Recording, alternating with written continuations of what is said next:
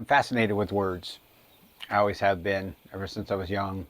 How they get used, how they get misused, how they change over time, how one word can mean something different, the opposite in the end. It's just an interesting thing. And I was reading an article the other day about words and how they're changing. I was reading about how some people try to enforce change in the words we use and don't use.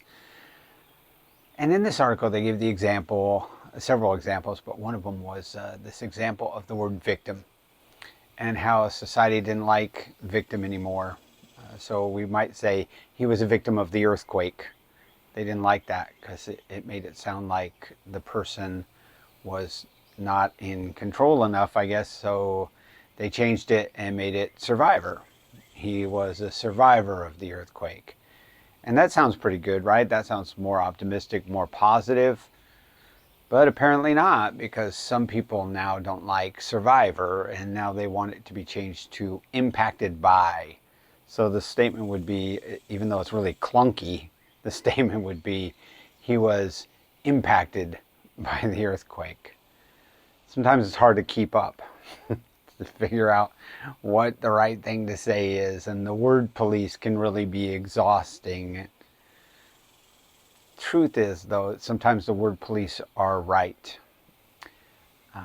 especially when it comes to inappropriate, rude, obnoxious, vulgar, insensitive words. And look, we can agree with that. Wisdom agrees with that. The scripture agrees that for us Christians, there's just no place for those kinds of words. Ephesians 4:29 says, no foul language should come out of our mouths. And Ephesians 5:4 says, no coarse talk, no foolish talk, no crude jokes. Proverbs 10:3 says, the mouth of the wicked just have perverted stuff coming out all the time. And Proverbs 15:28 says, the mouth of the wicked pours out evil. They just let it all out there. They let it fly with a big stream of word vomit. They don't care about people they might offend. They don't care about appropriateness. They don't care about offending other people. And the wise do. The wise care. The wise know there's no place for the kind of language that is going to be offensive to other people. And this is something the word police and wisdom do have in common. Words matter.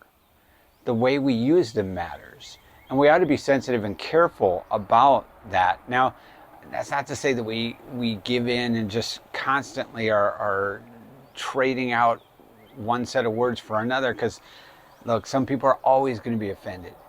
But wisdom doesn't say, I'm just going to say whatever I need to say, and I don't care about anybody else.